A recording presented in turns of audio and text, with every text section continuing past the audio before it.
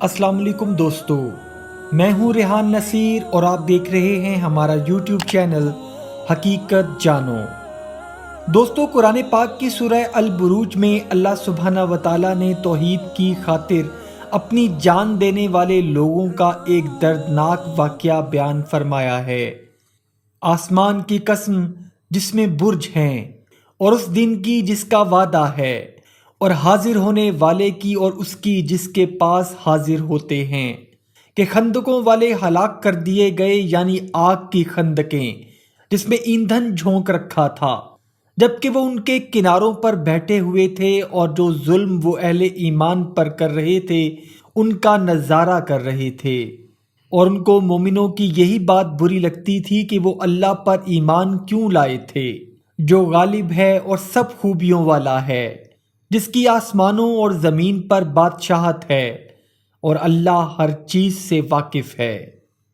दोस्तों, सूरह अल बुरूज में अल्लाह सुब्हाना व तआला ने जिन आग की दहकती खंदकों और अहले तौहीद का जिक्र किया है, तो नबी पाक हज़रत मोहम्मद सल्लल्लाहु अलैहि वसल्लम ने अपनी अहादीस मुबारका के ज़रिए इन अस्हाबुल उखदूद की मुकम्मल तफसील बयान फरमाई है।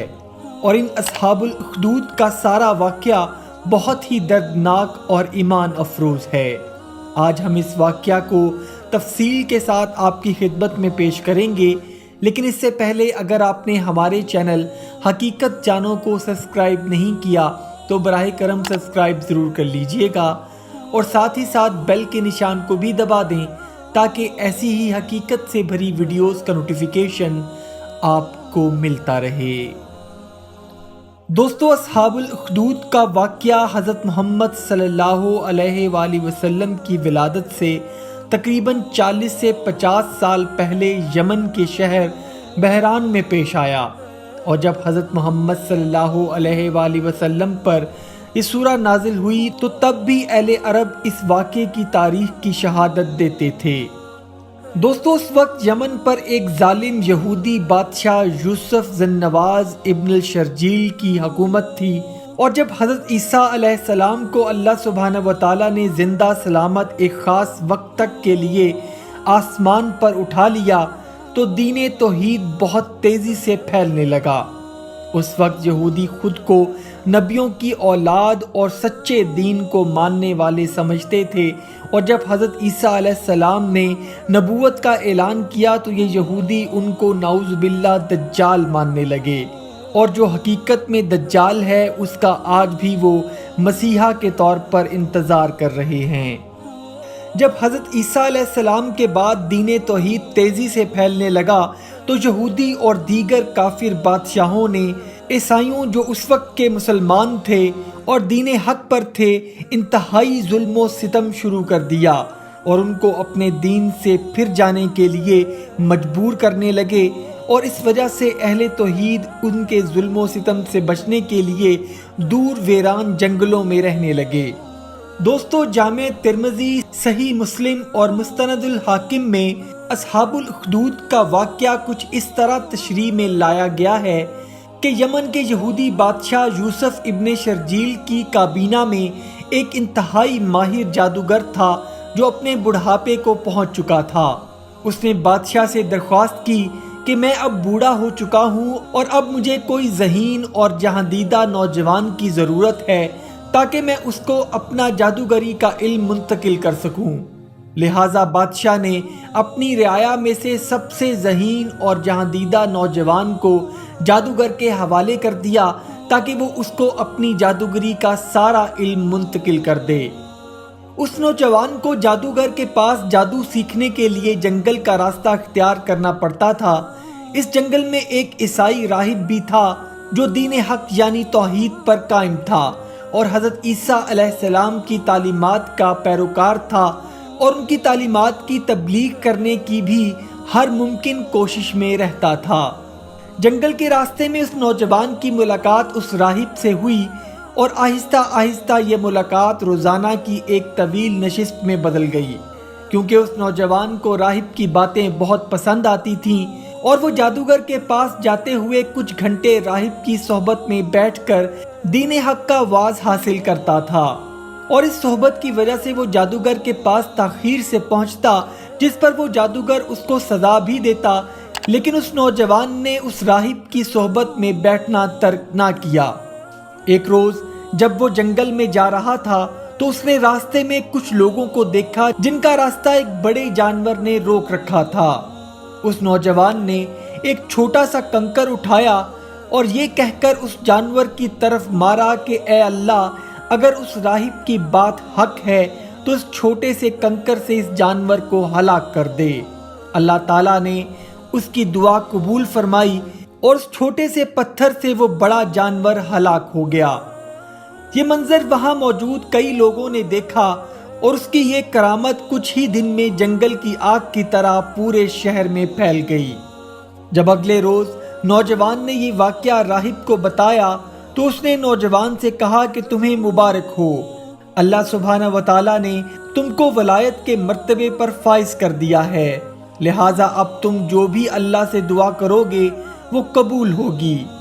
لیکن اس بات کا بھی دھیان رکھنا کہ اب تم پر تکلیفیں بھی آئیں گی، کیونکہ اللہ سبحانہ و تعالیٰ اپنے نیک بندوں کی آزمائش ضرور کرتا ہے۔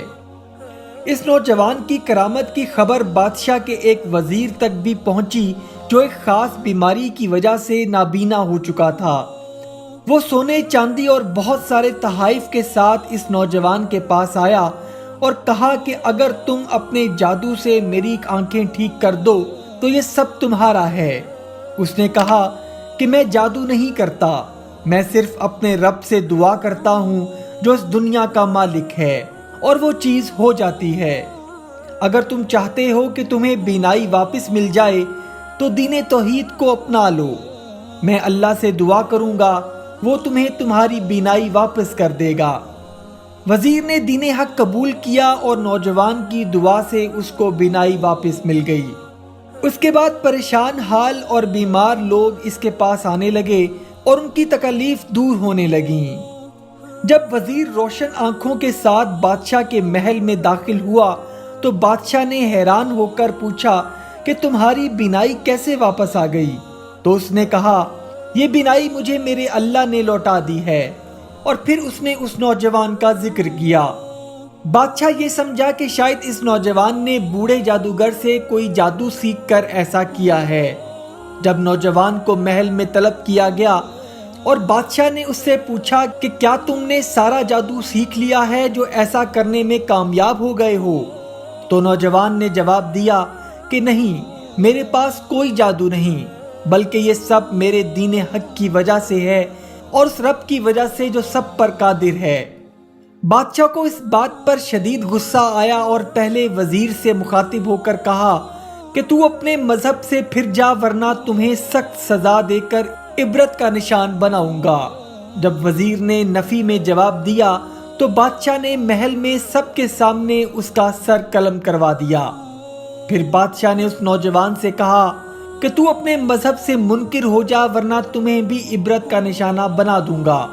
نوجوان کے انکار کے بعد بادشاہ نے اس کی مقبولیت کے پیش نظر فیصلہ کیا کہ اس کو ایک اونچے پہاڑ پر لے جایا جائے اور سب شہر والوں کے سامنے اس کو پہاڑ پر سے پھینک دیا جائے۔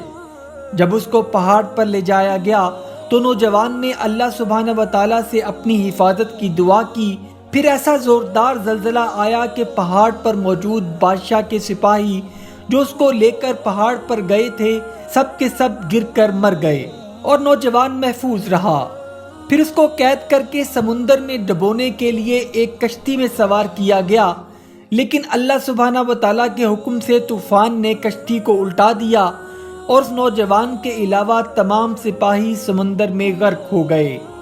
وہ نوجوان ایک بار پھر بادشاہ کے دربار میں حاضر ہوا کہ تم مجھے کبھی بھی قتل نہیں کر سکتے جب تک میرا اللہ نہ چاہے۔ ہاں، البتہ میں تمہیں مجھے مارنے کا طریقہ بتا سکتا ہوں۔ اس نے کہا کہ مجھے اپنی تمام رعایا کے سامنے ایک اونچے مقام پر سولی پر چڑھا دو اور یہ الفاظ کہہ کر مجھ پر تیر چلاؤ کہ اس اللہ کے نام پر جو رب ہے اس نوجوان کا۔ بادشاہ نے ایسا ہی کیا اور ہزاروں لوگوں کے سامنے اس کو سولی پر لٹکا کر وہی الفاظ بول کر اس پر تیر چلایا، جس سے وہ نوجوان شہید ہو گیا۔ اس نوجوان نے اپنی جان اپنے رب کے حوالے کر کے ہزاروں لوگوں کے دل میں دین حق کے چراغ کو جلا دیا تھا، اور وہاں موجود ہزاروں لوگوں نے اس بات کی گواہی دے کر دین حق قبول کر لیا اور اونچی اونچی یہ نعرہ بلند کیا کہ ہم اس لڑکے کے رب پر ایمان لائے، بے شک یہ حق پر تھا۔ اللہ سبحانہ و تعالیٰ نے اس نوجوان کی قربانی سے وہاں موجود ہزاروں لوگوں کے منہ سے کلمہ توحید بلند کروا دیا، اور بادشاہ اس صورتحال سے شدید غضبناک ہوا، اور اس نے حکم دیا کہ زمین میں بڑے اور گہرے گڑھے کھود دیے جائیں اور اس میں آگ بھڑکا دی جائے، اور جو شخص بھی اپنے ایمان سے نہیں پھرتا اس کو اس آگ میں زندہ جلا دیا جائے۔ بادشاہ کے اس ظالم فیصلے کے باوجود ان لوگوں کے ایمان میں ذرا بھی لغزش نہیں آئی، اور بادشاہ نے ہزاروں اہل ایمان کو زندہ جلا دیا۔ ان لوگوں میں ایک ایسی ماں بھی موجود تھی جس کی گود میں دودھ پیتا بچہ تھا۔ ماں کی ممتا نے کچھ لمحے کے لیے اس کو سوچنے پر مجبور کیا کہ میں مکر کر اس بے زبان کی جان بچا سکتی ہوں، تو اسی لمحے اس بچے نے اللہ کے حکم سے ماں سے کلام کیا اور کہا کہ ماں تم ڈرو مت، تم حق پر ہو۔ ماں نے جب یہ منظر دیکھا تو اگلے ہی لمحے خود کو بچے سمیت آگ کی نظر کر دیا۔ دوستو، ان مومنوں کا قصور صرف اتنا تھا کہ انہوں نے اللہ کی وحدانیت توحید پر ایمان لایا تھا، اور آج جو سچا دین ایک خوبصورت اللہ کی کتاب کی صورت ہم تک پہنچا ہے، اس میں ایسے ہی کئی مومنوں کی قربانیوں کا اثر شامل ہے۔ ہمیں چاہیے کہ ہم اس دین حق اسلام کو مکمل سمجھیں اور اللہ اور اس کے رسول حضرت محمد صلی اللہ علیہ وآلہ وسلم کی تعلیمات پر عمل کریں، تاکہ ہماری بھی آخرت ایسے پاک لوگوں کی طرح سنور جائے۔ آمین ثم آمین۔ امید کرتا ہوں دوستو آج کی ویڈیو آپ کو پسند آئی ہوگی۔ اگر ویڈیو پسند آئی ہے تو ویڈیو کو لائک، شیئر اور کمنٹ سیکشن میں اپنی رائے کا اظہار ضرور کر دیجیے گا، اور جاتے جاتے چینل کو سبسکرائب کر کے ہماری حوصلہ افزائی بھی کر دیجیے۔ اپنا اور اپنے گھر والوں کا بہت سا خیال رکھیے گا۔ وما علینا الا البلاغ المبین۔